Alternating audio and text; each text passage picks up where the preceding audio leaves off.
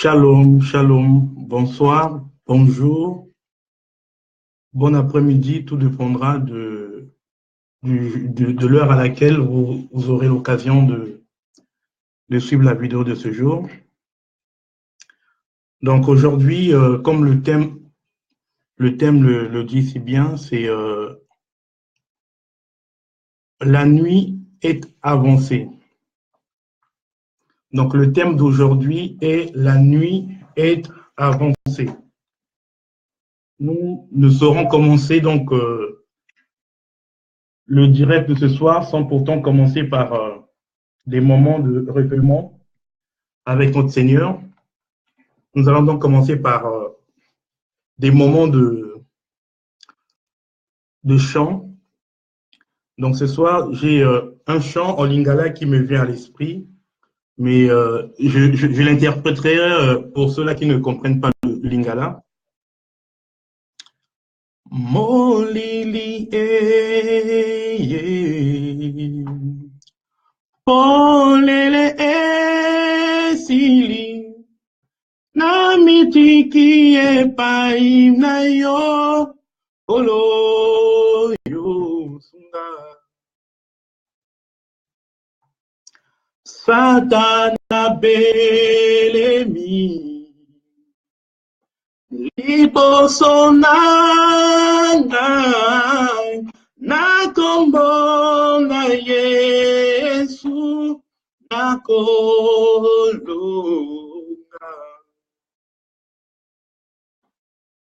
kufa ebelemi nanda komnanga sofolim sanga Yahweh mokano. Seigneur, ce soir, il t'a plu encore de nous donner ces instants où nous allons encore parler de ta parole. Nous allons encore partager ta nourriture. Parce que tu as dit, ma nourriture est de faire la volonté de celui qui m'a envoyé. C'est en disant, mais oui, ta nourriture, c'est notre parole. Voilà pourquoi tu as dit que l'homme ne vit pas seulement du pain, mais il vit aussi de toute parole qui sort de la bouche de Dieu. Oui, Seigneur, ce soir, j'aimerais que tu utilises encore ma bouche. Que ça ne soit pas ma bouche qui va parler, mais que ce soit ta bouche qui va encore nous édifier, qui va encore nous exhorter, nous corriger, qui va encore nous réveiller ce soir. Seigneur, de la même manière que tu m'as donné deux oreilles, ô Seigneur, c'est pour que j'écoute moi-même ce qui sort de ta parole. Seigneur, édifie-nous encore, parle-nous encore, que tout ce qui est de chair se taise afin que seul ton Esprit Saint daigne encore nous conduire et nous parler ce soir. Merci, ô Jésus, pour ces instants. Merci pour cette herbe de ton armée que tu vas nous donner à manger encore parce que nous sommes ton troupeau, ô Jésus. Que l'honneur, la puissance et la gloire te soient rendues dans les siècles et siècles en ton nom, Jésus-Christ, que nous avons prié. Amen. Donc la chanson voulait tout simplement dire Molili Eye Pole et Sili. Ça veut dire les ténèbres ou encore l'obscurité est arrivée et la lumière a disparu. Mais Seigneur, laisse que nous nous accrochons encore à toi. Donc c'est un thème, c'est plutôt une chanson qui va avec la chanson, avec le thème de ce soir, qui est intitulé La nuit est avancée. Donc j'aimerais tout d'abord, avant de commencer, saluer tous ceux-là qui sont là et tous ceux qui auront l'occasion de suivre donc cette vidéo. Donc la nuit est avancée. On va aller pas à pas, petit à petit, pour bien comprendre, bien poser les fondements de notre thème ce soir. La nuit est avancée.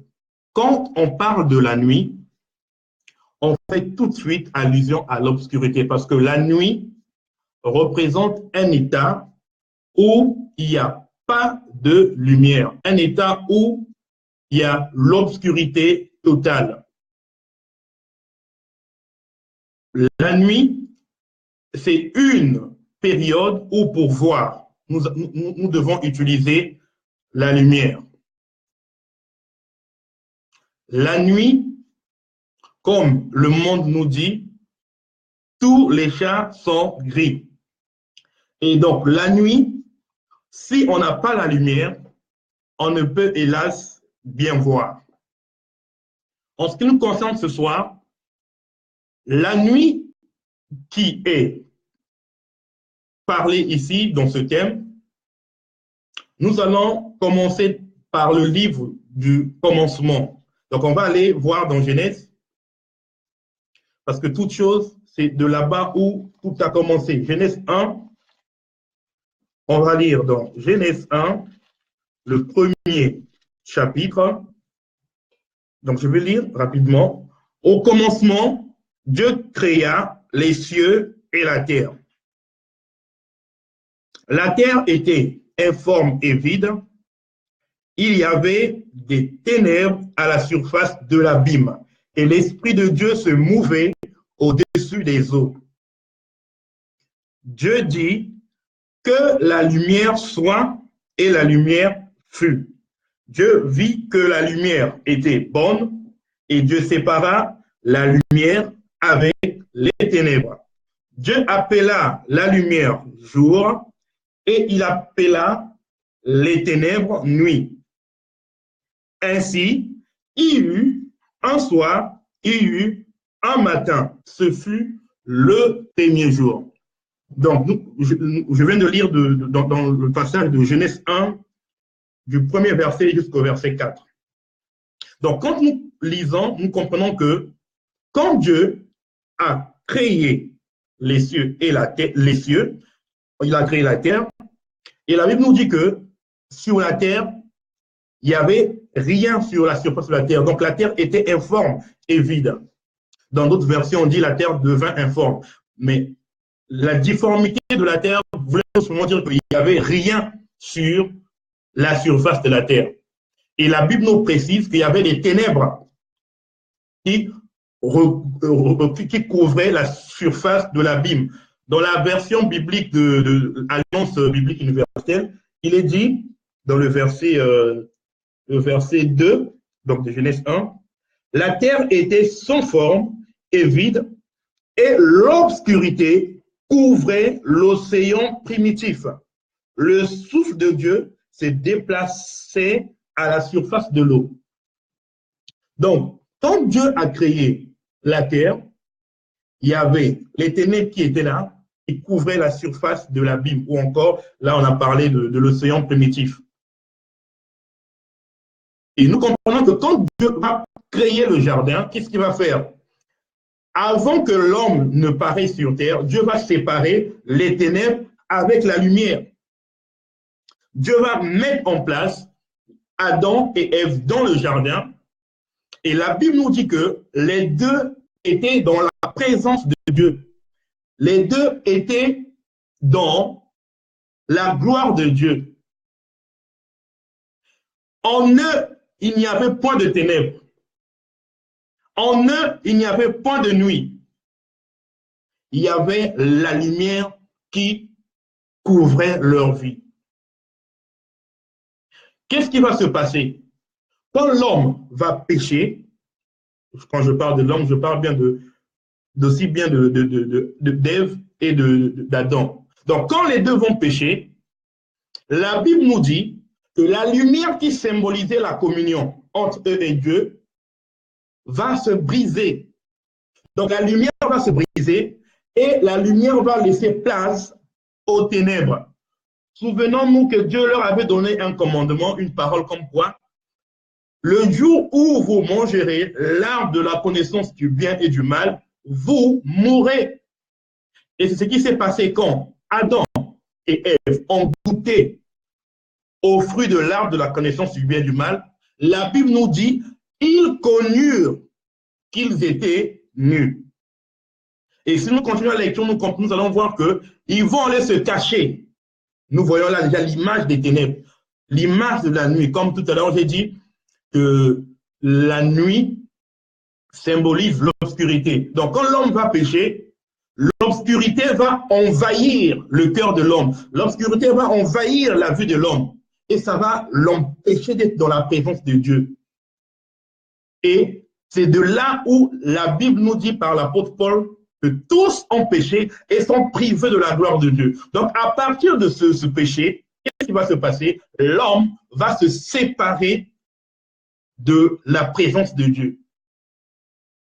Donc, à partir de ce jour-là, jusqu'à aujourd'hui, le monde est entré dans les ténèbres. C'est-à-dire, la nuit a commencé. Le jour a cessé de se manifester dans la vie d'Adam et Ève. J'aimerais que vous me saisissiez bien. Donc, quand donc quand je parle de l'homme, Adam et Ève, lorsqu'ils ont péché, ils ont été privés de la gloire de Dieu. Nous pouvons trouver ce passage dans Romains, c'est Paul qui nous le révèle. Donc, dans Romains 3, 23, la Bible nous dit quoi? Car tous ont péché et sont privés de la gloire de Dieu. Donc, le péché que Adam et Ève a causé la séparation de la lumière qui était en eux et les ténèbres. Ce qui fait que lorsqu'ils ont péché, ils sont allés se cacher. En d'autres termes, ils sont allés rentrer dans les ténèbres, dans la nuit. La nuit ici représente un temps, une époque, une dispensation, une période donnée. Donc, à partir du jour où Adam et Ève ont péché, la Bible nous révèle qu'ils ont été privés de la gloire de Dieu. Ça veut dire qu'ils ont été plongés dans les ténèbres. Donc, d'Adam jusqu'à nos jours, nous sommes dans la nuit. Vous allez me dire, mes frères Isna, souvent nous voyons le soleil se lever, nous voyons la nuit apparaître. Oui, ça c'est avec nos yeux physiques. Avec nos yeux physiques, nous voyons qu'il y a le jour et il y a la nuit. Mais dans les yeux spirituels, je pense que ce que je dis, Dieu a fait grâce à certaines personnes de voir la réalité du monde auquel nous vivons. Moi qui vous parle, Dieu m'a fait grâce de voir le temps ou encore l'époque, le temps auquel nous vivons. En 2011, quand j'étais au Maroc, le Seigneur m'a fait voir en plein jour l'époque à laquelle nous vivons. Je marchais en plein jour et subitement, j'ai vu comme une vision, le ciel était obscurci, il y avait les ténèbres et il n'y avait plus de lumière. Et le Seigneur me faisait comprendre que c'était le temps auquel nous sommes. Et quand nous voyons ce thème d'aujourd'hui, l'apôtre Paul va encore nous révéler encore le même temps. Comme nous pouvons bien le lire dans Romains 13, nous allons voir que ce que j'ai dit ici, c'est ce que le bien-aimé Paul également avait eu en son temps.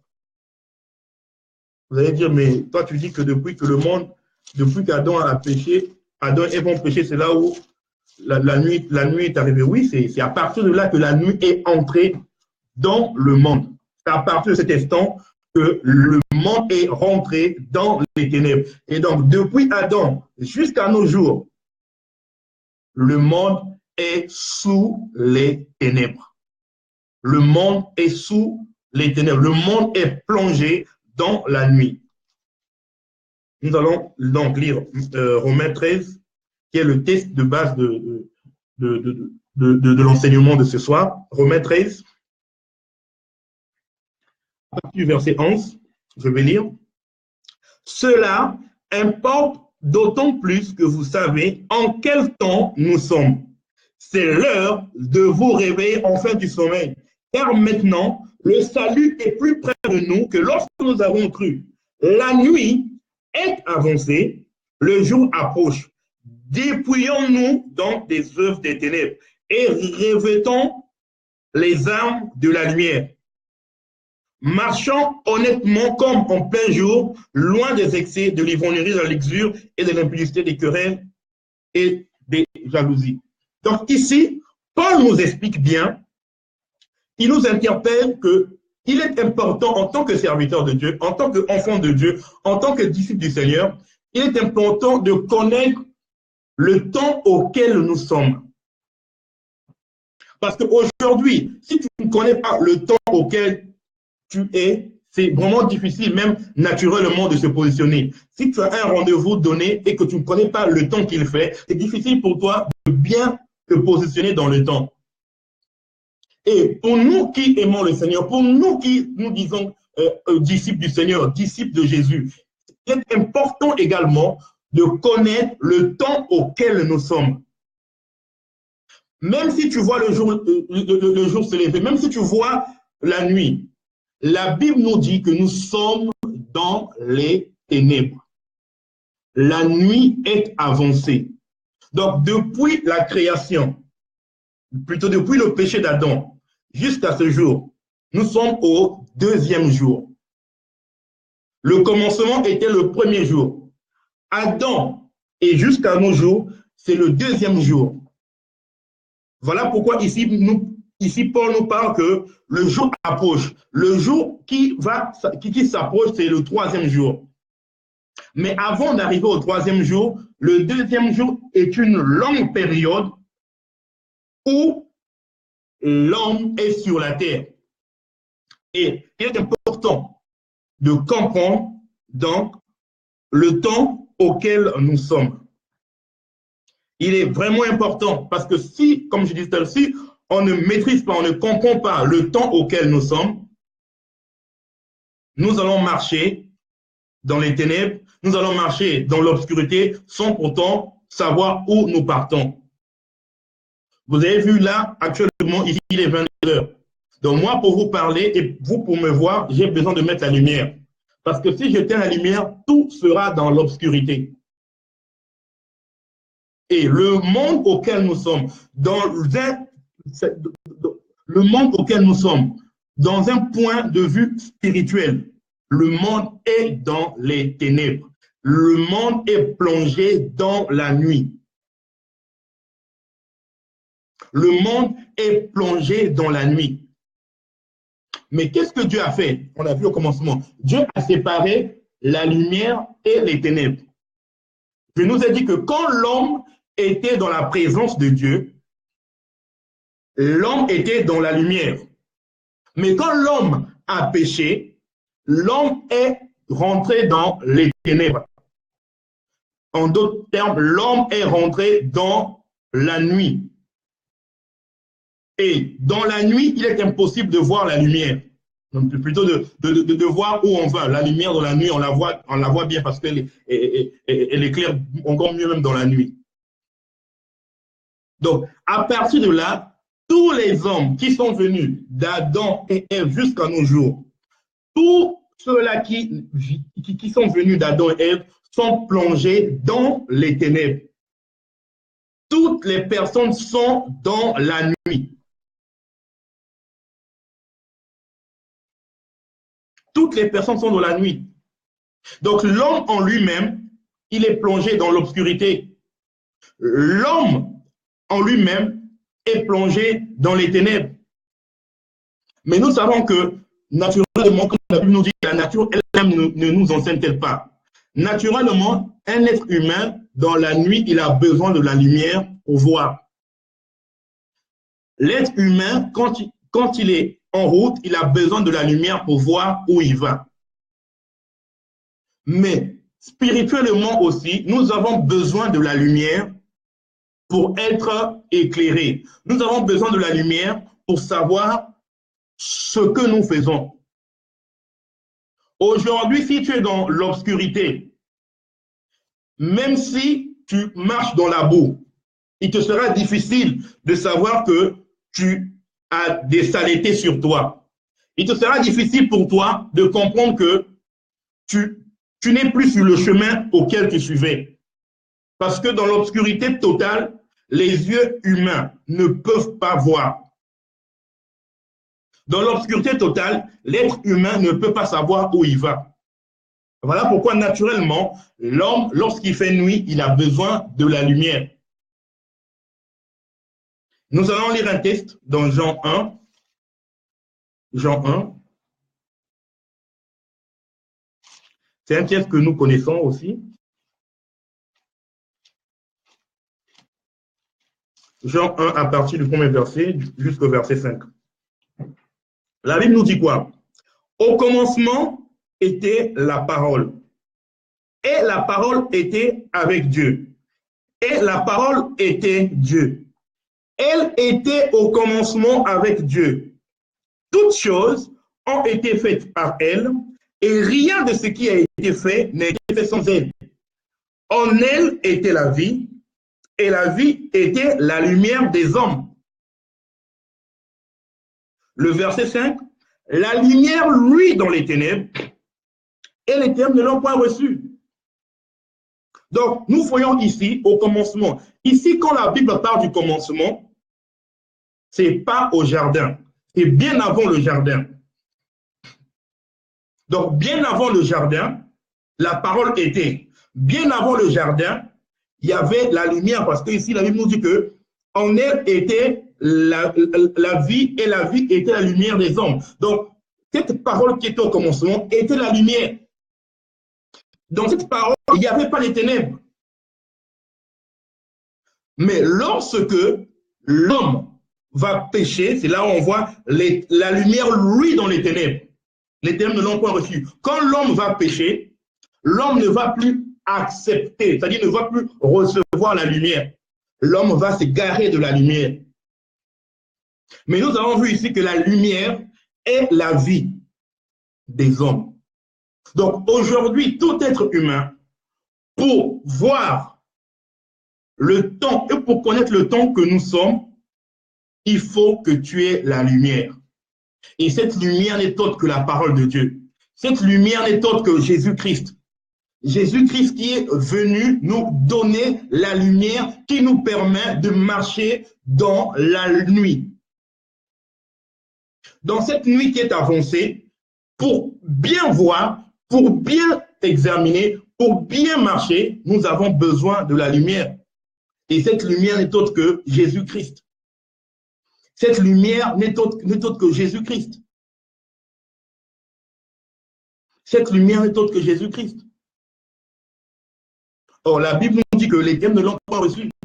Les ténèbres n'ont point reçu la lumière. Les ténèbres ici, comme je dis, c'est l'obscurité, mais les ténèbres représentent également l'ignorance. Mon peuple est détruit parce qu'il leur manque de connaissances. Donc, les ténèbres, en d'autres termes, veut dire l'ignorance de la parole de Dieu ou encore l'ignorance des choses de Dieu. Combien de personnes dans notre temps aujourd'hui marchent dans les ténèbres, marchent dans la nuit et ils ne se soucient pas de leur état. Mais pourtant, naturellement, on a vu tout à l'heure que l'être humain, dans la nuit, il a besoin de la lumière. Mais la Bible nous dit que nous sommes dans la nuit, mais combien de personnes aujourd'hui cherchent la véritable lumière qui nous éclaire dans cette nuit spirituelle que nous sommes? Combien de personnes? Combien de personnes?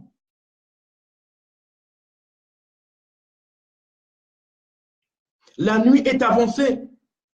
La nuit est avancée. Paul a dit que le salut aujourd'hui est plus près de nous que lorsque nous avons cru.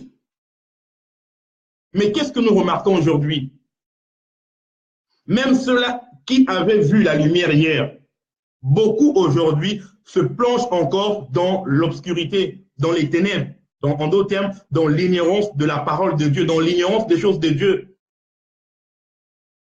Si nous regardons ce monde aujourd'hui, même si nous ne le regardons pas avec les yeux spirituels, même si nous ne regardons qu'avec nos propres yeux, nous allons comprendre que les ténèbres couvrent véritablement la terre. Nous allons comprendre que la nuit est véritablement avancée.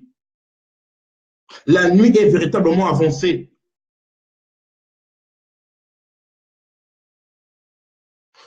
Dans ces ténèbres auxquelles le monde est plongé, nous avons besoin de la lumière. Et cette lumière n'est autre que la parole de Dieu. Cette lumière n'est autre que Dieu. Si tu n'as pas Dieu dans ce monde auquel nous vivons, dans ce temps de la fin, il est impossible pour toi de savoir, de reconnaître la volonté de Dieu dans ta vie. Nous allons lire Psaume 119. La Bible va nous parler également de la parole qui est la lumière. Psaume 119 nous dit quoi? Psaume 119, 5. Psaume 119, 5. Donc, je lis la parole du Seigneur.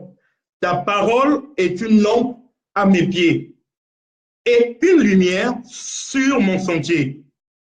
Amen. Donc, la parole de Dieu est une lumière aux pieds de ceux qui aiment Dieu et une lumière sur leur sentier. Pourquoi la parole de Dieu va être la lumière? Pourquoi la parole de Dieu va être la lampe? Comme je nous ai dit que l'être humain, naturellement, lorsqu'il fait nuit, on a besoin parfois des torches, on a besoin des ampoules, on a besoin de la lumière pour nous éclairer. Et l'apôtre Paul nous révèle que le monde auquel nous vivons est plongé dans les ténèbres. Et vu que le monde est plongé dans les ténèbres, nous avons besoin donc de la parole de Dieu pour marcher en plein jour. Nous avons besoin de la parole de Dieu pour savoir où nous partons. Parce que si tu ne te fies pas à la parole de Dieu, il te sera difficile pour toi de savoir où tu vas. Il te sera difficile de savoir, de reconnaître ton état. Parce que j'ai dit aujourd'hui, j'ai dit tout à l'heure que dans les ténèbres, quand il fait nuit, quand tu marches sur la nuit, même si tu as des saletés sur ton corps, tu ne t'en rendras pas compte. Or, quand tu as la parole de Dieu, la parole de Dieu va révéler l'état de ton vêtement. La parole de Dieu va révéler l'état de ta vie. Donc, il est important aujourd'hui de marcher avec la parole de Dieu, de marcher selon la parole de Dieu dans ces temps de fin que nous sommes. La Bible nous dit quoi encore dans le même psaume 119, le verset 30? Il dit quoi? La révélation de tes paroles est claire, elle donne de l'intelligence aux simples. C'est bien beau d'avoir la Bible, c'est bien beau.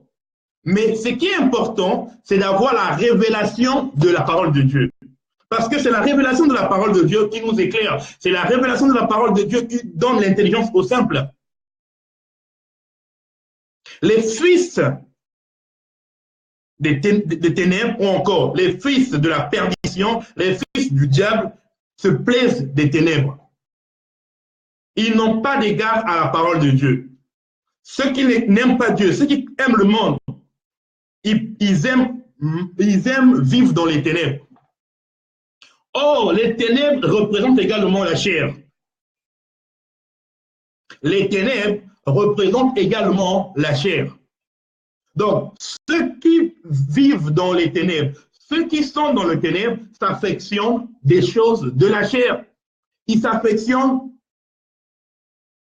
des ténèbres. Voilà pourquoi vous allez remarquer, on dit généralement que c'est lorsqu'il fait nuit que les sorciers, les magiciens sortent.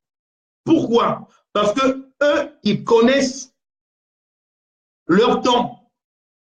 Ils connaissent leur temps.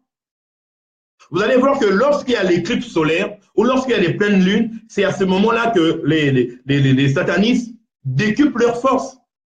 Parce qu'ils sont des enfants des ténèbres. Ils sont les enfants de la nuit. Ils se plaisent à vivre dans la nuit. Mais les enfants de Dieu doivent avoir la lampe. Les enfants de Dieu doivent avoir la lumière de Dieu.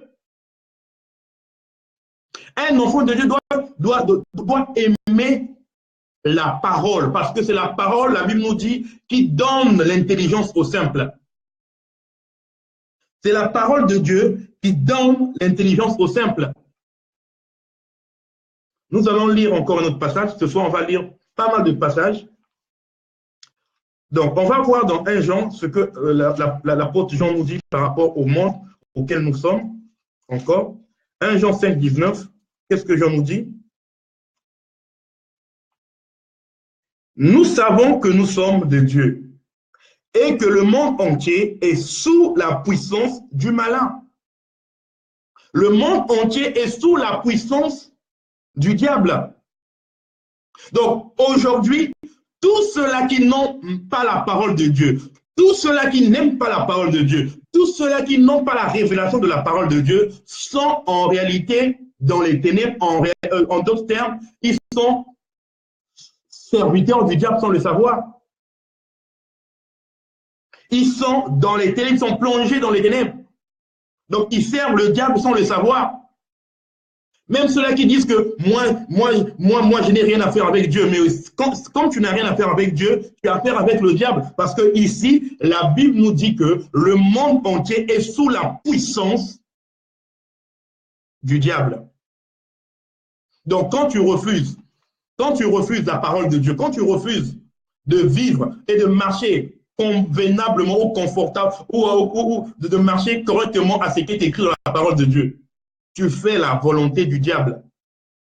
C'est ce que Jésus disait un jour aux pharisiens. Il dit, vous avez pour père le diable et vous voulez faire et vous aimez faire sa volonté. Les enfants du diable aiment les ténèbres et les enfants de Dieu aiment la lumière. Les enfants du diable s'affectionnent de la chair et les enfants de Dieu s'affectionnent de l'Esprit du Seigneur. Il est important, bien-aimé, toi qui es appelé du nom du Seigneur, d'avoir la lampe dans ces temps de nuit, de ténèbres. La nuit est avancée. Pour ceux qui viennent d'arriver, je disais que depuis la chute d'Adam et Ève dans le jardin jusqu'à ce jour, nous sommes dans la nuit. Nous sommes plongés dans la nuit. Et Paul nous a révélé encore cela dans Romains 13, à partir du verset 11. Donc, il est important aujourd'hui, en tant qu'enfant de Dieu, de comprendre que nous, le monde entier est sous la puissance du diable. Donc, le monde entier est plongé dans la nuit. Le monde est plongé dans la nuit. En revanche, il y a un peuple qui n'est pas dans la nuit. Le peuple qui n'est pas dans la nuit, c'est ce peuple-là qui a la lampe. Le peuple qui n'est pas dans la nuit, c'est ce peuple-là qui connaît son Dieu. Ésaïe nous révèle une autre chose. Ésaïe 60 nous dit quelque chose que le Seigneur a dit par rapport au peuple de Dieu. Ésaïe 60, à partir du premier verset. Lève-toi, sois éclairé, car ta lumière arrive, et la gloire de l'Éternel s'élève sur toi. Voici les ténèbres couvrent la terre, et l'obscurité les peuples. Mais sur toi, l'Éternel se lève. Sur toi, sa gloire apparaît. Des nations marchent à ta lumière.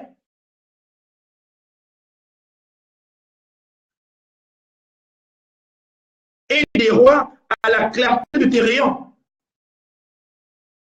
Lève-toi, sois éclairé, car ta lumière arrive. Ça, c'est une prophétie que le prophète Ésaïe avait eue plus de 7 siècles, plus de 700 ans avant l'arrivée du Seigneur Jésus-Christ. Il parlait à la terre, il parlait à la terre, il parlait à un peuple. Lève-toi, sois éclairé, car ta lumière arrive. Et cette lumière est arrivée. Parce que quelque part, vous allez voir, la Bible dit que mais les ténèbres ne régneront pas toujours sur la terre. Mais il ne s'agit pas de la terre physique, il s'agit d'une terre qui représente un peuple.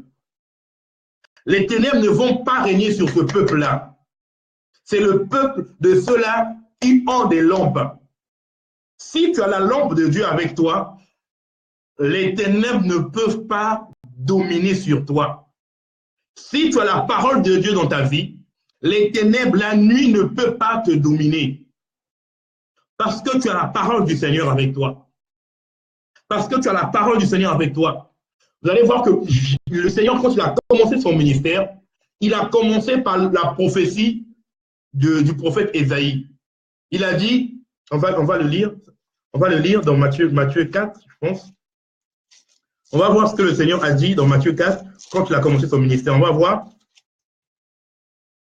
Matthieu 4 à partir du verset je peux commencer à partir du verset 12. Jésus, ayant appris que Jean avait été livré, se retira dans la Galilée. Il quitta Nazareth et vint demeurer à Capernaum, situé près de la mer, dans le territoire de Zabulon et de Nephtali, afin que s'accomplisse ce qui avait été annoncé par le prophète Ésaïe. Le peuple de Zabilan et de Nephtali, de la contrée voisine de la mer, du pays au-delà du Jourdain et de la Galilée des gentils. Ce peuple assis dans les ténèbres a vu une grande lumière. Et sur ceux qui étaient assis dans la région de l'ombre de la mort, la lumière s'est levée. Donc, cette prophétie que Dieu avait donnée à Ésaïe, quand le Seigneur est venu dans le monde, il est venu accomplir cette prophétie. Il est venu réaliser cette prophétie. Voilà pourquoi quand tu vas commencer à parler, il va dire qu'aujourd'hui, ces choses se sont accomplies. Et dans ce temps-là, qu'est-ce que le Seigneur a fait? N'oublions pas que tout à l'heure, j'ai dit que depuis la chute d'Adam et Ève jusqu'à nos jours, nous sommes dans la nuit.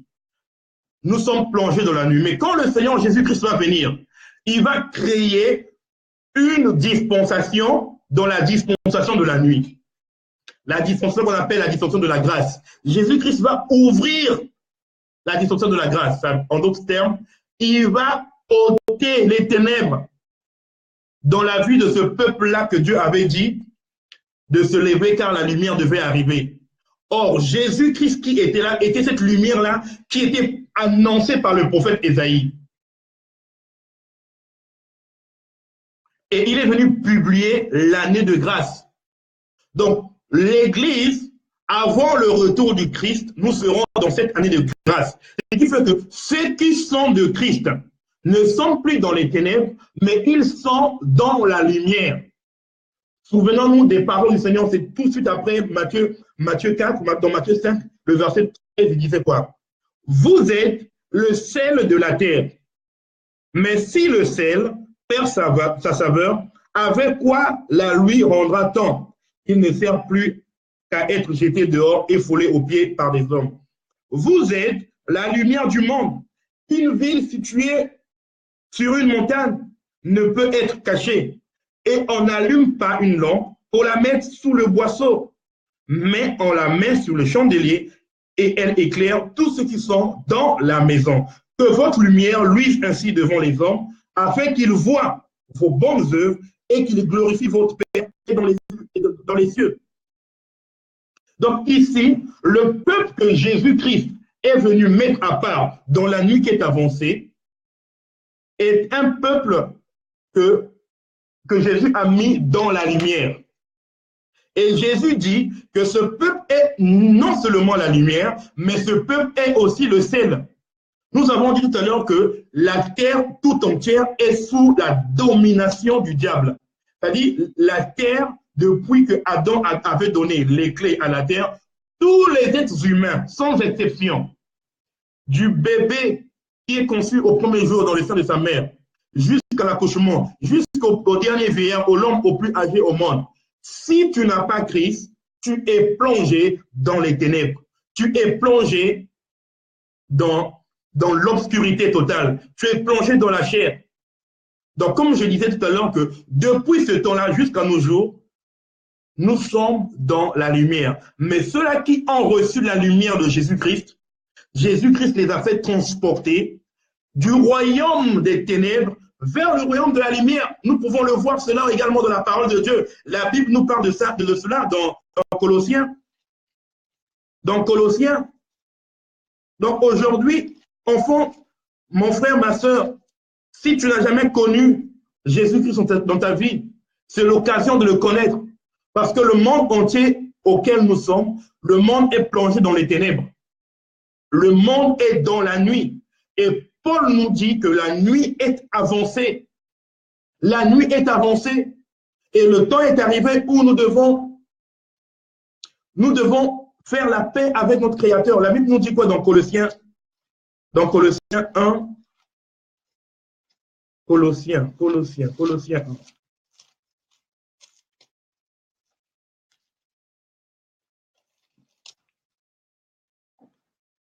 Colossiens 1, 12 à 13.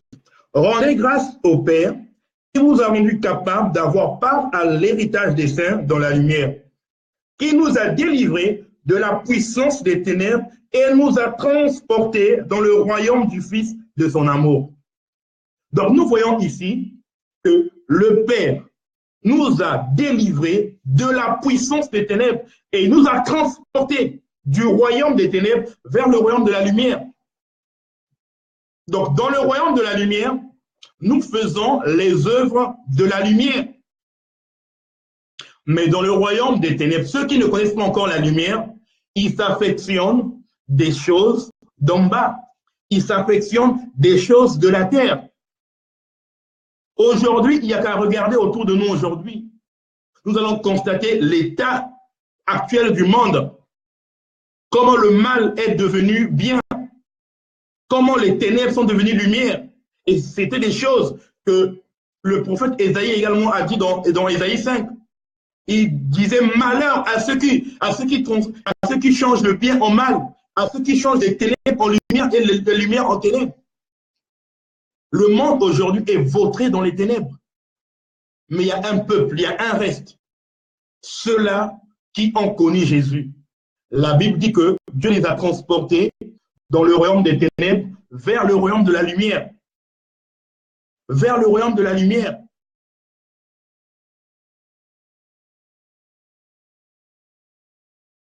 Quand nous regardons aujourd'hui, même le milieu dit chrétien, les ténèbres aujourd'hui, les ténèbres sont en train de battre de l'ampleur.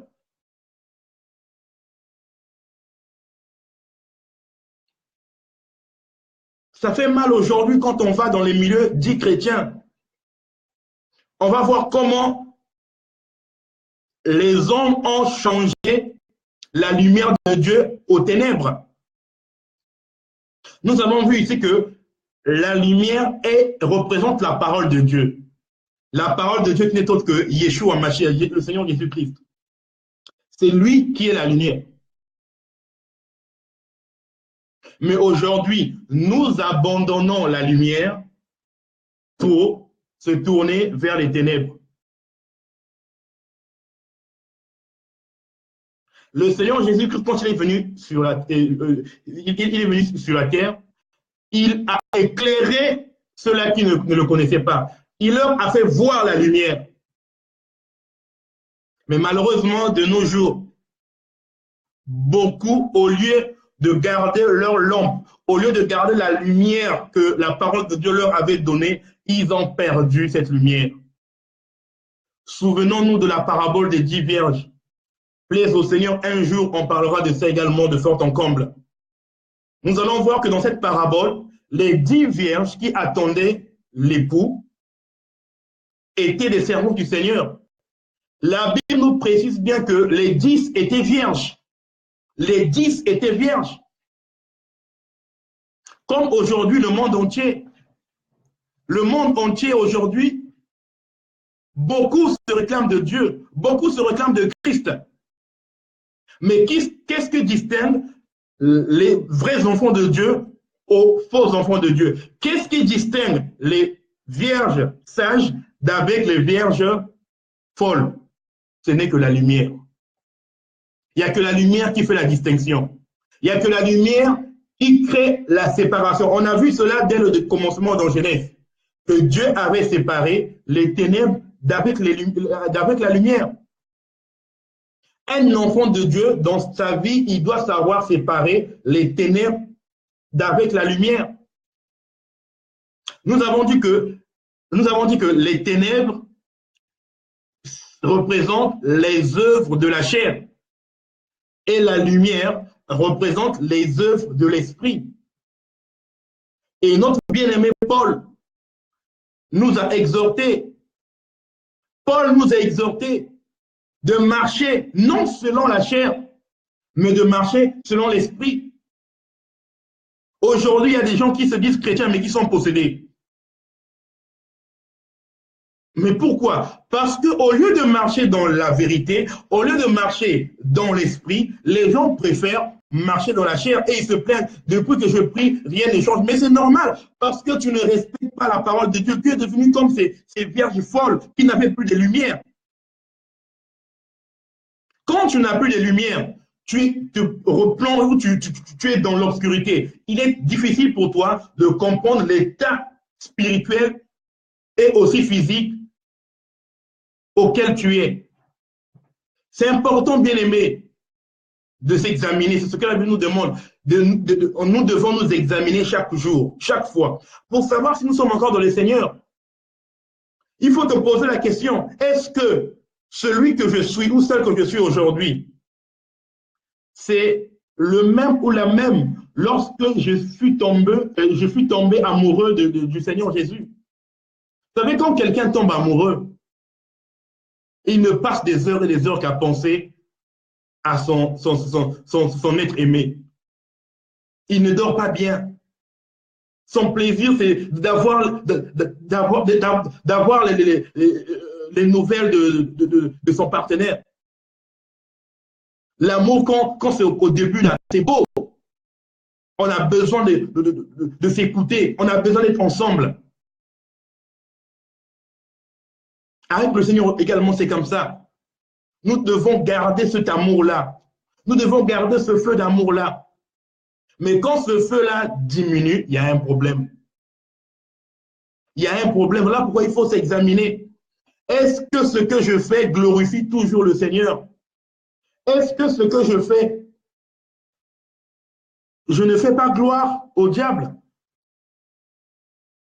Est-ce que je ne fais pas gloire au diable dans mes agissements, dans mes actions?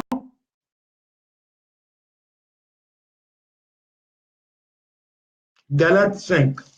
On va voir tout à l'heure, j'ai parlé des deux œuvres. Donc, les ténèbres ont des œuvres, la lumière également a des œuvres. Enfant de Dieu, tu dois aimer et s'affectionner des choses d'en haut. C'est ce que Colossiens 3 nous dit, nous devons nous affectionner des choses d'en haut, là où Christ est assis. Mais aujourd'hui, beaucoup s'affectionnent des choses d'en bas. On va à nos endroits de prière pour chercher les choses d'en bas. Alors que les disciples ont dit, nous allons tout abandonner. Mais aujourd'hui, nous partons soi-disant à Christ pour chercher les choses d'en bas. Jésus-Christ n'a jamais prêché les choses d'en bas. Il est venu prêcher le royaume de Dieu. Jésus est venu prêcher le royaume de Dieu. Jésus est venu séparer les ténèbres avec la lumière.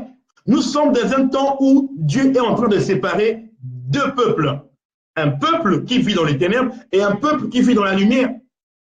Toi qui me suis, ou toi qui auras l'occasion de me suivre, il te faudra choisir ton camp. Comme l'avait dit Josué, choisissez si vous trouvez bon de servir d'autres dieux, choisissez qui vous voulez servir. Mais moi et ma maison, nous servirons l'Éternel. Et servir Dieu aujourd'hui, ce n'est pas le fait d'aller dans un bâtiment quelconque. Servir Dieu n'est pas synonyme d'être membre d'un département ou d'une organisation quelconque, d'une pseudo-église. Servir Dieu, c'est marcher dans la lumière. Servir Dieu, c'est faire la volonté de Dieu. Servir Dieu, c'est s'examiner. Servir Dieu, c'est chercher la volonté de Dieu. Servir Dieu, c'est chercher à se nourrir de la parole de Dieu. Servir Dieu, c'est être en règle avec Dieu. Servir Dieu, c'est ne vivre que pour Dieu. Servir Dieu, c'est être amoureux de Dieu, être assoiffé de Dieu. Le prophète Amos a dit qu'au dernier temps, Dieu donnera une soif, non pas du pain ou de l'eau, mais une soif de sa parole. Un enfant de Dieu, un chrétien doit avoir soif de la parole de Dieu. Et non pas soif des choses de ce monde. Aujourd'hui, beaucoup ont abandonné le Seigneur. Beaucoup se sont retrouvés dans les ténèbres à cause de l'amour des choses de ce monde. Dieu t'a appelé chantre. Dieu t'a fait grâce d'avoir une belle voix. Dieu t'a fait grâce d'avoir le don de composer des cantiques spirituels, de composer des chants nouveaux. Au lieu de garder ce don, au lieu de donner gratuitement, comme Dieu te donne gratuitement le souffle de vie et l'inspiration, toi tu choisis de vendre cela. En d'autres termes, tu fais comme Judas. Judas avait la lumière, Judas avait Jésus-Christ. Au lieu de rester avec lui, au lieu de garder la part de Jésus, il a préféré vendre Jésus pour la gloire de ce monde. Il a préféré vendre le Seigneur pour la gloire de ce monde. Et c'est ce qui se passe aujourd'hui. Combien parmi nous, à cause de l'amour de ce monde, préfèrent vivre dans les ténèbres? La Bible dit qu'un jour, Abraham était avec son neveu Lot. Ils ont eu querelle. Les serviteurs d'Abraham et les serviteurs de Lot ont eu querelle. Et Abraham a dit à son neveu Lot, il est important pour nous de nous séparer. Si tu vas à gauche, j'irai à droite. Si tu vas au nord, j'irai au sud. Si tu vas à l'ouest, j'irai à l'est. Et la Bible nous dit, Lot avait choisi Sodome et Gomorrhe. Mais Abraham avait choisi un territoire désert, un territoire montagneux. Pourquoi Lot avait choisi Sodome et Gomorrhe? Parce que dans Sodome et Gomorrhe, il y avait la verdure, il y avait la facilité. C'est comme beaucoup aujourd'hui. Au lieu de choisir la voie du Seigneur, ils préfèrent choisir la voie de Sodome et Gomorrhe. Or, Sodome et Gomorrhe est caractérisé par le péché. Sodome et Gomorrhe est caractérisé par le péché. Les gens de Sodome et Gomorrhe ne font pas la volonté de Dieu. Les gens de Sodome et Gomorrhe préfèrent faire la volonté du monde parce qu'ils appartiennent au monde. Voilà pourquoi Jésus a dit, vous avez pour père le diable et vous voulez faire sa volonté. Beaucoup de gens, beaucoup de jeunes de notre âge, beaucoup de nos aînés, beaucoup de nos petits frères choisissent de servir le monde comme Lot parce que leurs yeux leur montrent la gloire de ce monde. Mais derrière, il y a un esprit, comme on a vu dans 1 Jean 5, 19, que la terre entière est sous la puissance du diable. Donc, quand tu choisis de ne pas servir Dieu, quand tu choisis de ne pas faire la volonté de Dieu, en d'autres termes, tu fais la volonté du diable. Jésus a dit un jour à ses disciples, quand il les enseignait les choses du royaume d'en haut, il a dit, vous êtes heureux si vous êtes heureux du fait que vous savez ces choses. Mais du moins, il faut les pratiquer. Tu ne peux pas te dire que tu es chrétien, tu es chrétienne et tu ne pratiques pas la parole de Dieu, la vérité. En elle était la vie et la vie était la lumière des hommes. Donc, quand tu es de Dieu, quand tu aimes Dieu, tu dois pratiquer la parole de Dieu. Que tu sois pasteur, apôtre, disciple, ou le dernier des serviteurs de Dieu, tu dois aimer à pratiquer la parole de Dieu. Une moitié de vérité n'est pas la vérité. Une moitié de vérité est un mensonge. Tu ne peux pas te dire que tu es chrétien et tu vends les œuvres que Dieu te donne gratuitement. Tu ne peux pas te dire que tu es chrétien, tu vends les prédications et les livres que Dieu te donne gratuitement. Là, tu es dans les ténèbres. Tu es avancé dans la nuit. Concert payant. Où on a vu ça dans la parole de Dieu? Même David, qui nous a écrit plusieurs psaumes, il n'a jamais vendu un de ses cantiques.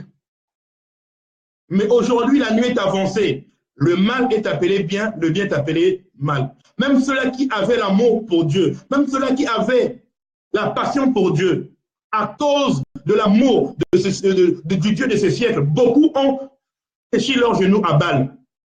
Beaucoup ont choisi la voie de Sodome et Gomorrhe comme l'autre.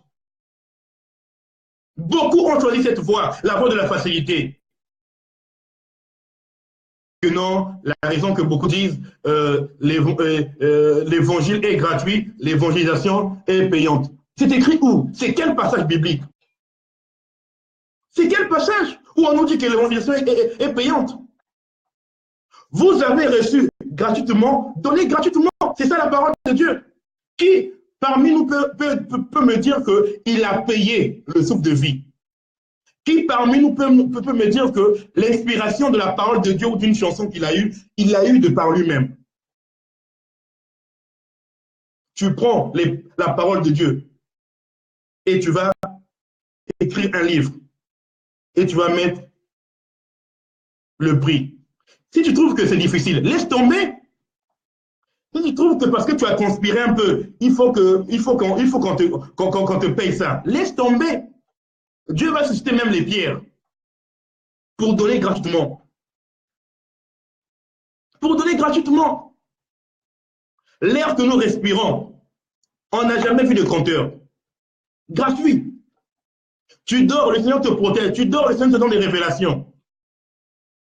Mais au lieu de respecter la parole de Dieu, au lieu de faire comme notre Seigneur, tu préfères pour toi de faire comme Sodome et Gomorrhe.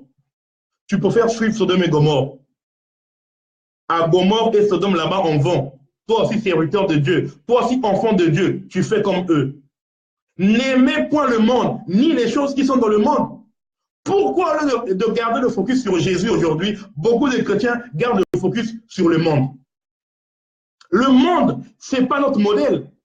On a vu que le monde est sous la domination du malin. Et on ne peut pas se dire qu'on est de Dieu et on fait en même temps les œuvres des ténèbres. C'est impossible.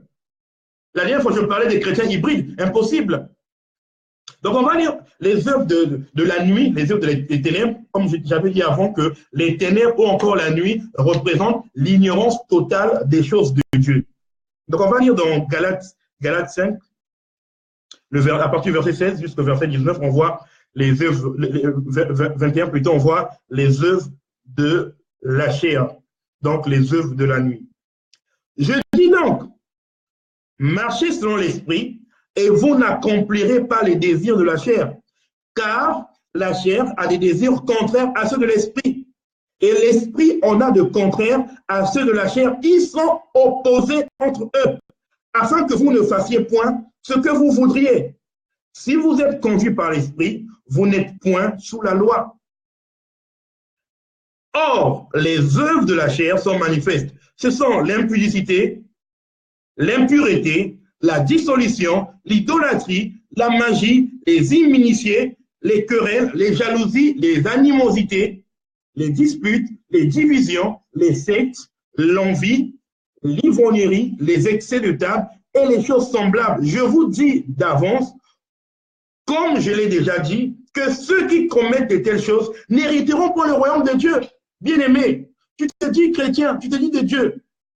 Mais au lieu de garder la part comme Marie avait gardé la bonne part, toi tu préfères faire comme Marthe, très occupée par la cuisine, très occupée par tes choses, et quand le Seigneur te fait grâce de te donner quelque chose, tu viens vendre, parce que toi tu estimes que tu l'as eu par tes mérites. Ce qui était pour nous hier des aînés, ce qui était pour nous hier des modèles, aujourd'hui beaucoup ont abandonné la foi. Le Seigneur a dit, quand le Fils de l'homme reviendra, trouvera-t-il encore la foi sur la terre? La foi vient de ce qu'on entend. Et ce qu'on entend vient de la parole de Dieu. Oh, regardons dans nos milieux chrétiens aujourd'hui. Vous allez voir que les milieux dits chrétiens, beaucoup ont abandonné la foi sans le savoir. Ils fréquentent soi-disant des bâtiments, ils fréquentent des dénominations. Mais quand on examine leurs œuvres à la lumière des Écritures, ils sont sortis de la parole de Dieu. Ils sont déjà sortis de la volonté de Dieu à cause de l'amour du Dieu de ces siècles. Parce qu'aujourd'hui, on veut faire comme le monde. Aujourd'hui, les chrétiens veulent ressembler au monde. Les chrétiens veulent vivre comme au monde. Le monde, il y a des copains, copines. Toi aussi, chrétien, tu veux vivre avec des copains, copines. Le monde, il n'y a rien pour rien. Toi aussi, en tant que chrétien, Dieu te fait grâce, tu dis il n'y a rien pour rien. École des adorateurs. Si tu vérifies bien en bas, il y a le taf. Mais vous avez appris ça où? Dans Acte 20, nous voyons Paul, qui est resté pendant 3 ans. Il a enseigné, il a dit, je ne désirerai ni or, ni vêtements de personne. Mais aujourd'hui, chrétien, Dieu te fait grâce, tu vends. Tu fais payer aux autres l'évangile qui est gratuit. Beaucoup des enfants de Dieu qui n'ont pas de possibilités aujourd'hui financières sont dépourvus des œuvres, encore de certaines inspirations que Dieu a données à certains. Beaucoup se sont accaparés des œuvres du Seigneur.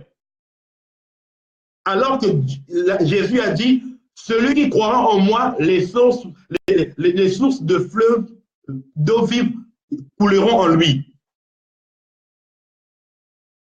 Nous voyons les fleuves aujourd'hui, ça coule. Ça appartient, je crois que les gens s'accaparent de ces choses-là, mais c'est naturel.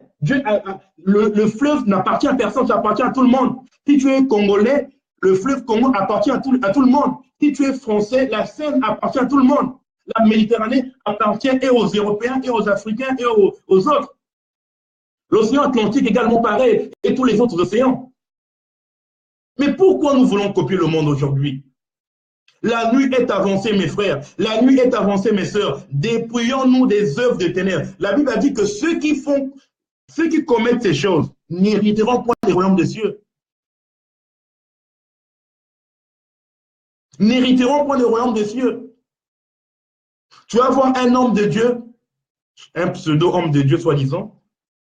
C'est-à-dire, pendant le culte, pendant que les autres sont là, il y a la louange, il y a l'adoration, les gens sont dans les chants, dans les cantiques. Dès que l'homme de Dieu arrive, on coupe tout.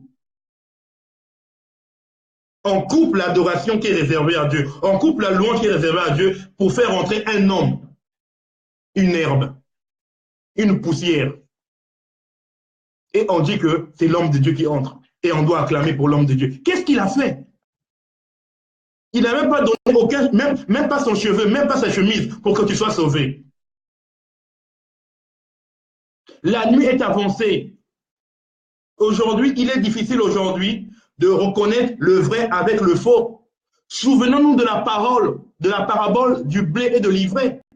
La Bible dit que le maître a sémé, mais pendant la nuit, l'ennemi aussi est venu s'aimer. Aujourd'hui, nous sommes dans la nuit. Et l'ennemi est en train de s'aimer des mauvaises choses au milieu des enfants de Dieu. J'ai dit tout à l'heure que les 10 femmes de Matthieu 25 qui attendaient le retour de leur époux, les 10, elles étaient toutes les 10 vierges. Mais il n'y a eu que 5 qui ont pu entrer quand l'époux était là. Pourquoi? Parce que ces 5-là ont gardé leur lampe. Ces 5-là ont gardé la parole de Dieu. Jésus a dit, si vous m'aimez, gardez mes commandements. Donc, on reconnaît un enfant de Dieu par le fait de garder les commandements de Dieu. Par le fait, malgré la nuit, il est dans la lumière. Il cherche à plaire à Dieu. Il ne cherche pas à plaire aux hommes. Quand il fait quelque chose qui est mal, dans son cœur, il n'est pas à l'aise. C'est comme tout à l'heure, j'ai dit, un amoureux, quand tu aimes vraiment quelqu'un, naturellement, quand tu aimes ta femme, quand tu aimes ton mari, quand tu as fait quelque chose qui l'a blessé, tu dois tout faire pour réparer. À combien plus forte raison, notre Seigneur, qui a donné son sang pour nous, qui a donné sa vie pour nous. Aujourd'hui, l'ennemi a fait entrer beaucoup de mauvaises choses dans le milieu des soi-disant chrétiens. Donnez-moi, jusqu'aujourd'hui je cherche, donnez-moi le nom de l'église de Jésus sur terre. Donnez-moi le nom de l'église, encore du ministère de Paul. Donnez-moi le nom du ministère de Pierre. Donnez-moi le nom du ministère de Barnabas. On ne voit pas ça dans la Bible. Ça n'existe pas. Mais d'où ces choses-là viennent aujourd'hui? L'ennemi a sémé dans la nuit. La nuit est avancée. La nuit est avancée. Beaucoup d'enfants de Dieu aujourd'hui ne voient même plus la lumière parce qu'ils ont perdu, ils n'ont plus d'huile, ils n'ont plus de lampe. Mais si le Seigneur a permis que tu écoutes ce message ce soir, parce que le Seigneur veut que tu te replonges là. La Bible nous dit que la parole est la lumière. Jésus-Christ est la parole. Donc malgré l'obscurité, malgré les mauvaises choses qui peuvent être dans le milieu auquel tu fréquentes, si tu aimes la parole de Dieu, Dieu va t'épargner des ténèbres. Tu seras épargné. Tu seras épargné. Aujourd'hui, les choses sont devenues dessus-dessous. Ce que nos aînés dans la foi, les 12 apôtres et le Seigneur lui-même ont condamné fermement, aujourd'hui, beaucoup de ceux qui se réclament de Dieu font ces choses. Beaucoup font ces choses. La crainte a disparu dans le cœur des gens aujourd'hui. On commence à blaguer avec Dieu. On croit que Dieu est devenu notre tonton. On croit que Dieu est devenu notre voisin. On a perdu aujourd'hui la crainte du Seigneur. Mais ce n'est que l'accomplissement de la parole de Dieu, parce que la Bible dit, dans les derniers temps, la foi de plusieurs se refroidira. Mais je veux que mon frère, ma soeur, que tu sois de ce reste-là, de ce peuple-là qui était dans les ténèbres et qui va voir la lumière. De ce peuple-là qui est dans les ténèbres, qui est dans la nuit, qui voit la lumière. De ce peuple-là que Dieu va mettre à part. Parce que ceux qui commettent les choses de la nuit, les choses de la chair, n'hériteront pas le royaume de Dieu. Aujourd'hui, les chrétiens aiment qu'on les caresse dans le sens du poil. Quand tu dénonces quelque chose, on te prend pour l'extrême, on te prend pour celui qui n'a pas d'amour. Mais lisons les Écritures.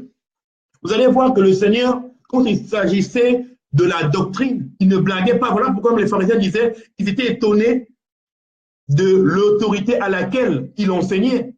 Il n'enseignait pas comme les pharisiens qui faisaient plaisir aux gens. Je ne suis pas là pour faire plaisir à qui que ce soit. Je suis là pour réveiller le peuple du Seigneur, pour leur demander de faire la volonté de Dieu. Il est encore temps. Si tu n'es pas encore mort à ce jour, c'est que c'est encore possible de revenir à ton premier amour. C'est encore possible aujourd'hui de ne pas participer aux œuvres des ténèbres. On va le lire, ce que Paul a dit dans Éphésiens 5.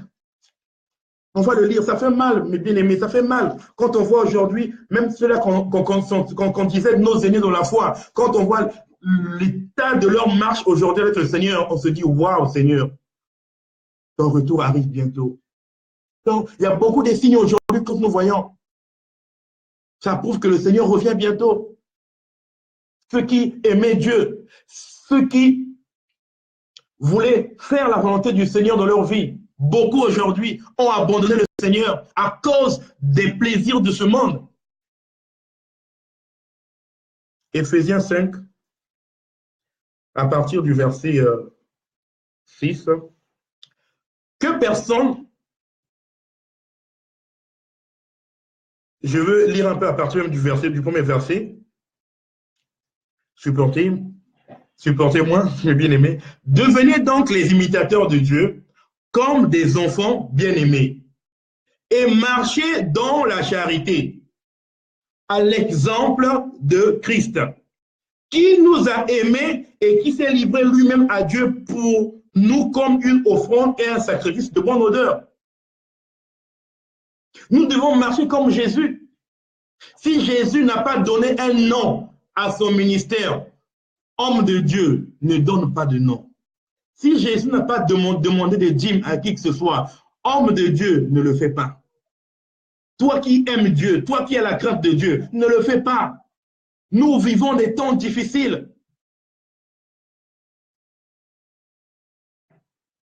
La Bible dit quoi? Que l'impudicité, qu'aucune, je suis au verset 3 de Éphésiens 5, qu'aucune espèce d'impureté et que la cupidité ne soit pas même nommée parmi vous, ainsi qu'il convient à des saints. Mais qu'est-ce que nous voyons aujourd'hui? Dans les milieux soi-disant chrétiens, les œuvres de la nuit dominent aujourd'hui. Les serviteurs de Dieu sont devenus cupides. Ils font tout pour extorquer les gens l'argent. Ils font tout pour voler le peuple de Dieu. La Bible dit, vous avez reçu gratuitement, donné gratuitement. Eux, ils ont inversé, ils ont changé la parole de Dieu. Au lieu de donner gratuitement, ils font payer les gens les similaires, ils font payer les gens, ils font payer les gens la louange, ils font payer les gens les concerts, alors que dans la Bible, il n'y en a pas. Christ n'en a pas fait ces choses. Quand tu fais ces choses, c'est que tu appartiens à la nuit. Tu es enfant des ténèbres. Que tu sois pasteur, je ne sais pas qui, peu importe ta fonction dans le corps du Christ. Quand tu ne marches pas comme Christ a marché, tu es déjà dans les ténèbres. Les saints doivent marcher comme le Seigneur a marché.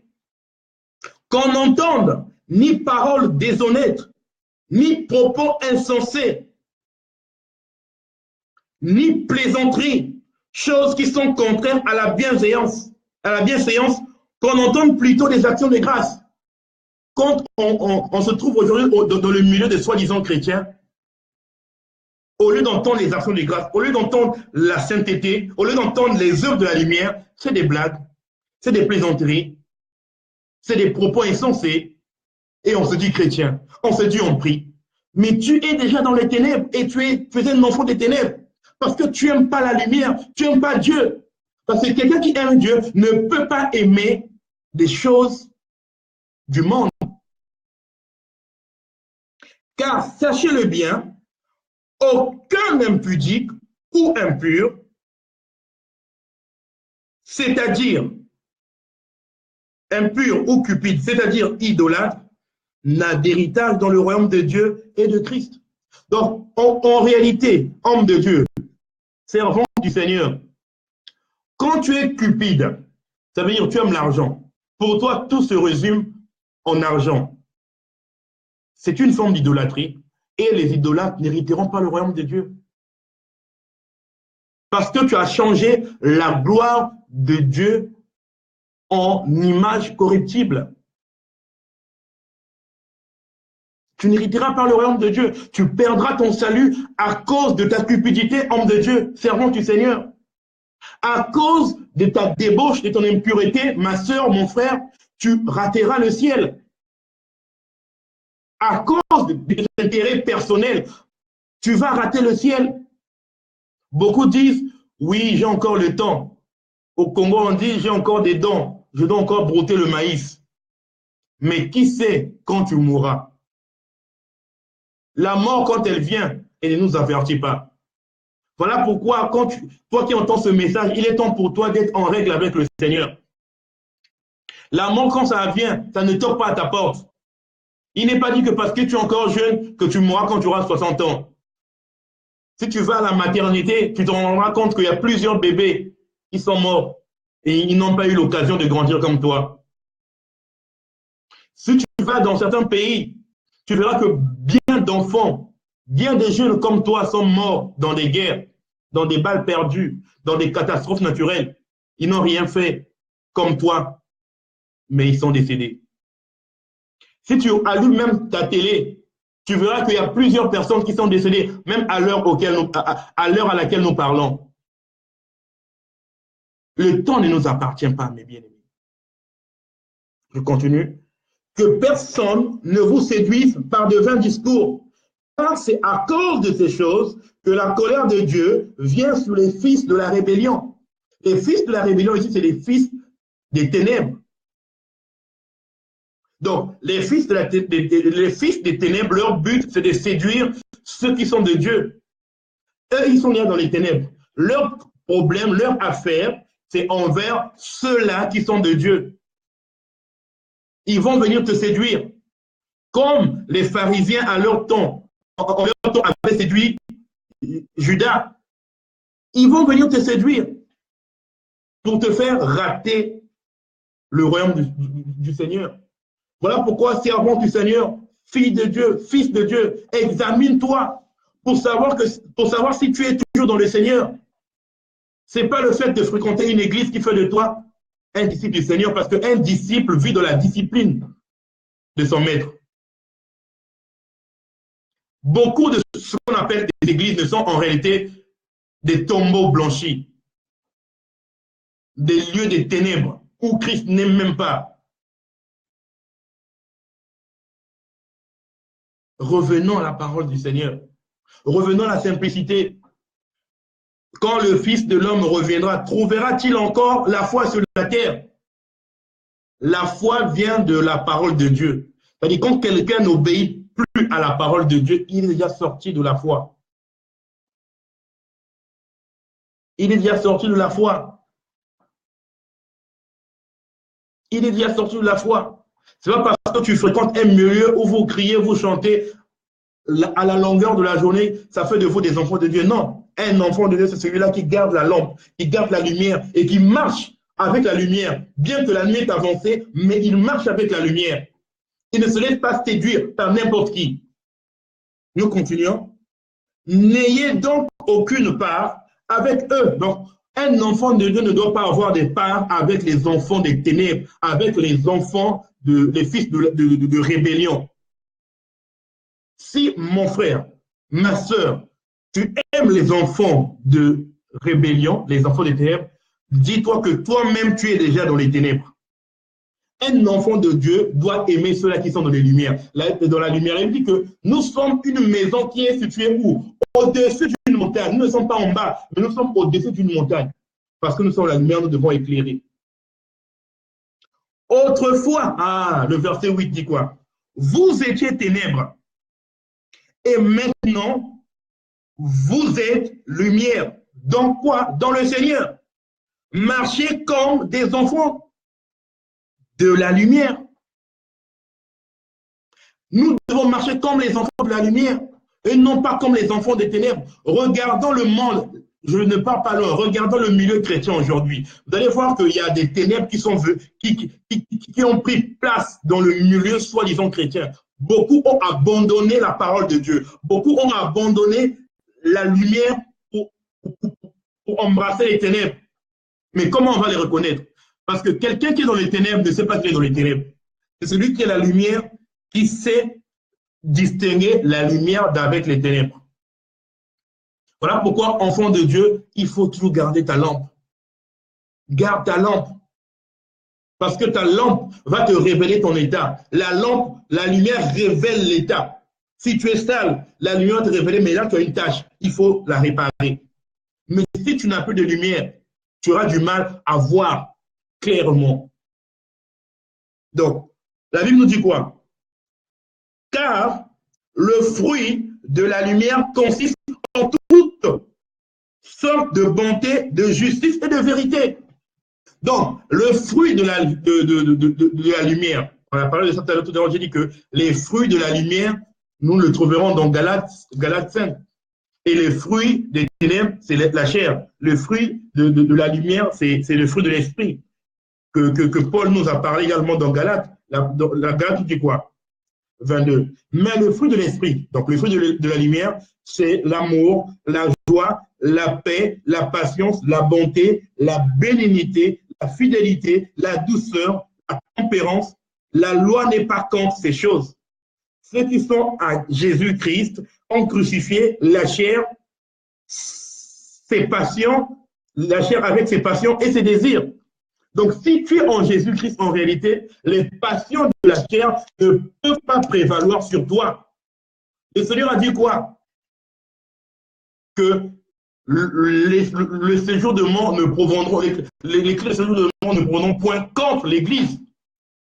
Donc, si tu es enfant de la lumière, si tu es enfant de Dieu, tu dois manifester le fruit de la lumière.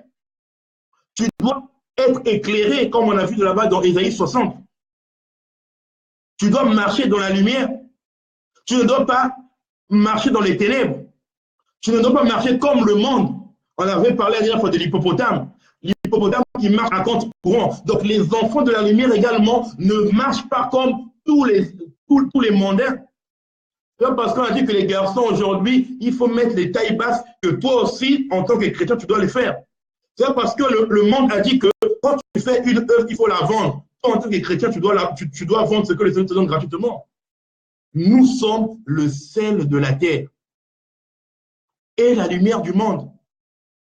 C'est ce que le bien-aimé Christian vient de donner comme passage. Nous sommes la lumière du monde. Le monde est vautré dans les ténèbres, mais les enfants de Dieu, ceux qui connaissent le Seigneur, sont la lumière.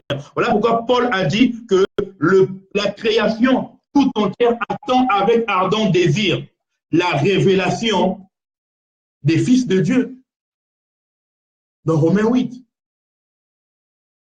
Le monde même attend la révélation des fils de Dieu. Mais toi, bizarrement, quand tu es dans le monde a du mal à savoir si tu as pas. C'est-à-dire même les païens eux-mêmes, quand ils te voient, ils disent que toi, tu nous appartiens. Confusion.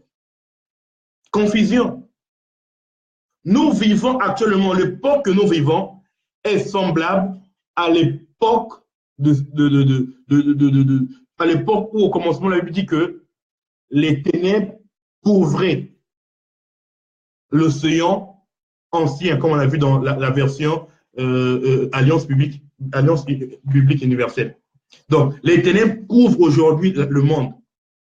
Mais pendant ce temps, Dieu est en train de séparer ceux qui l'appartiennent d'avec ceux qui ne l'appartiennent pas. Donc, tu te dis chrétien, il faut pratiquer les œuvres de la lumière. Il faut garder la bonne parole. Il faut garder la bonne parole.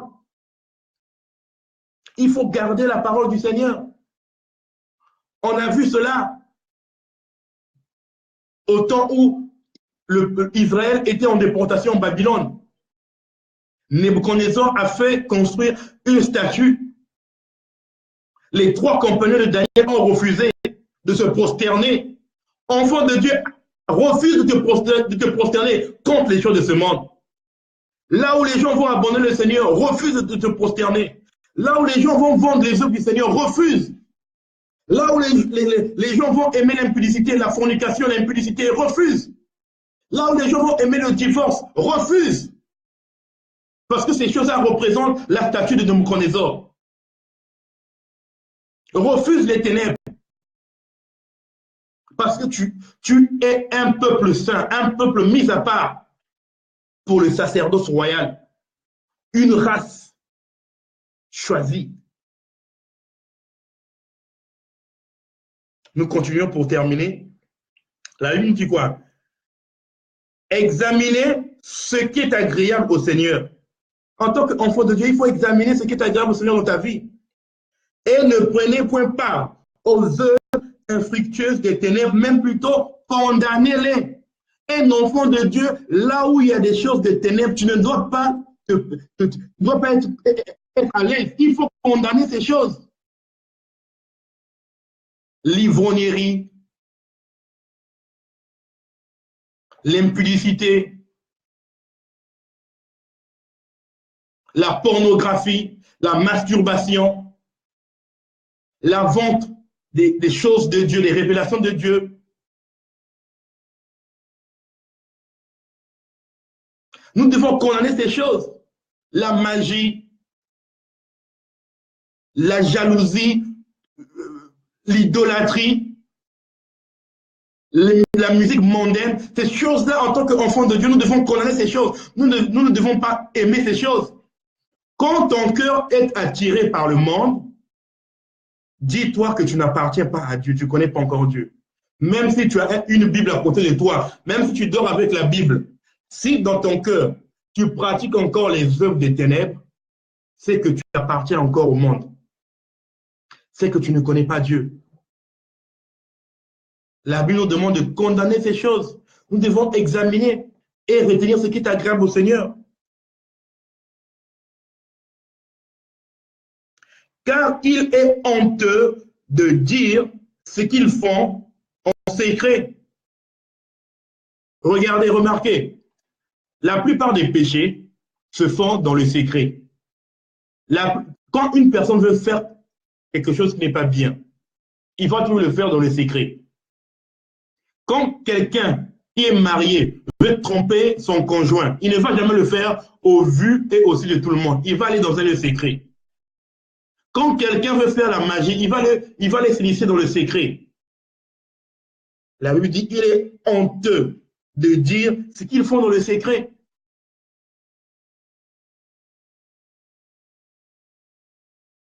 La calomnie.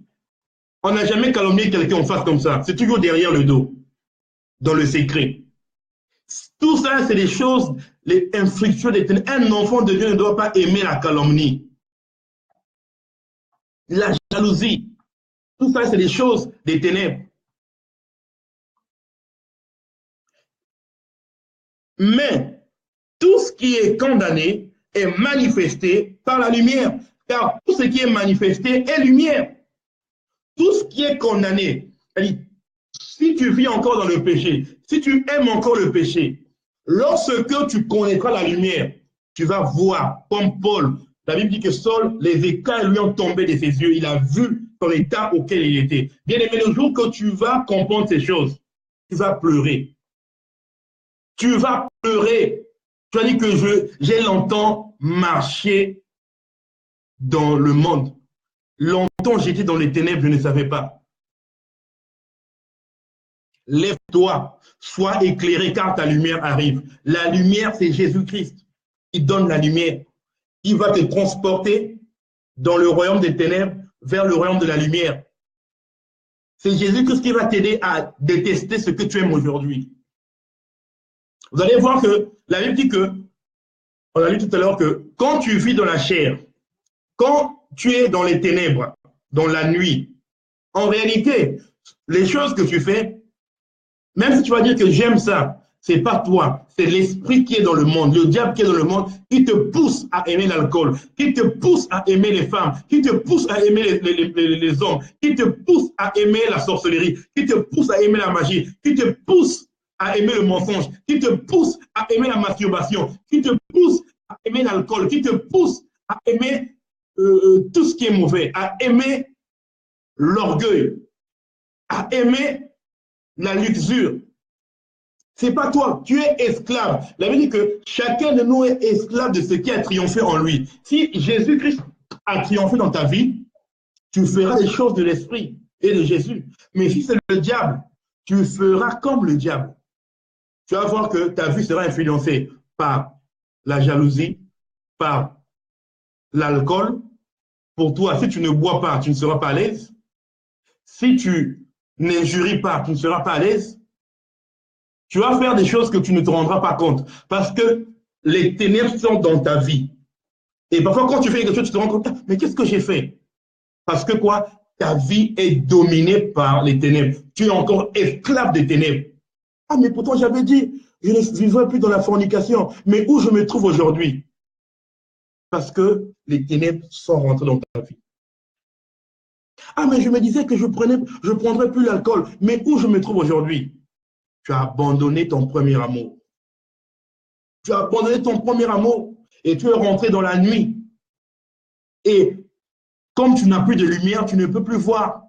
Voilà pourquoi les 5 femmes, les 5 vierges folles ne pouvaient pas rentrer parce qu'elles n'avaient plus la lumière.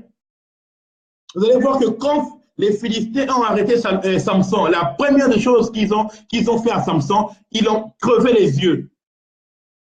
Enfant de Dieu, quand le diable va te séduire, la première des choses qu'il va faire, il va te creuser les yeux. Il va te mettre dans l'obscurité, dans la nuit, pour ne pas que tu vois la lumière, pour ne pas que tu te rendes compte du mal, du péché que tu fais. La Bible dit quoi? La suite, Éphésiens 5, on est au verset 14. C'est pour cela qu'il est dit, réveille-toi, toi qui dors, relève-toi donc les morts, et Christ t'éclairera. Amen. Réveille-toi, toi qui dors, relève-toi donc les morts et Christ t'éclairera. On a dit tout à l'heure que quand Adam et Ève ont péché, la nuit est entrée dans le monde. Donc depuis ce jour jusqu'à ce jour, nous sommes dans la nuit. Et nous sommes également rentrés dans ce qu'on appelle la mort spirituelle. Jésus-Christ, quand il est venu sur terre, il est venu nous apporter la vie et la lumière. Il a dit, je suis le chemin, la vérité et la vie. Quelqu'un qui aime Jésus, il va aimer la vérité. Quelqu'un qui aime Jésus va aimer sa parole. Il va vouloir s'affectionner des choses d'en haut. C'est en cela qu'on reconnaîtra les enfants de Dieu. La Bible dit qu'on les reconnaîtra à leurs fruits. C'est le fruit qui distingue un arbre d'un autre arbre. J'aime souvent dire, on ne reconnaît pas un chrétien par ce qu'il dit, mais on reconnaît un chrétien par ses réactions, par les fruits qui émanent de son cœur.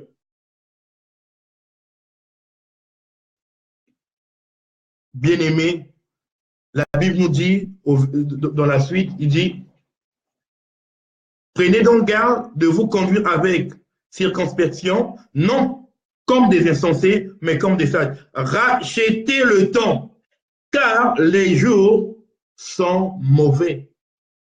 Nous devons racheter le temps car les jours sont mauvais. Parce que nous sommes dans la nuit. La nuit est avancée. Les ténèbres recouvrent la surface de la terre. Nous devons racheter les temps. Mon frère, ma soeur, il n'est pas encore trop tard.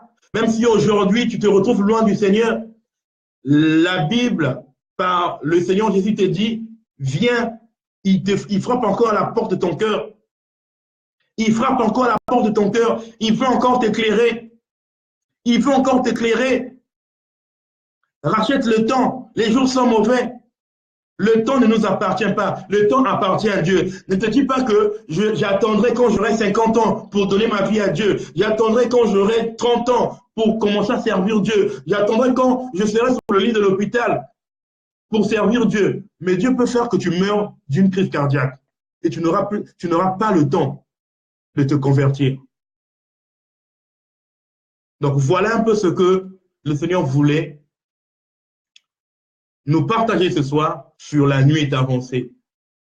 J'ose espérer que cette parole produira du fruit, produira une vie nouvelle dans la vie d'une personne, mais aussi dans ma propre vie, parce que moi, si j'ai des oreilles, j'ai écouté.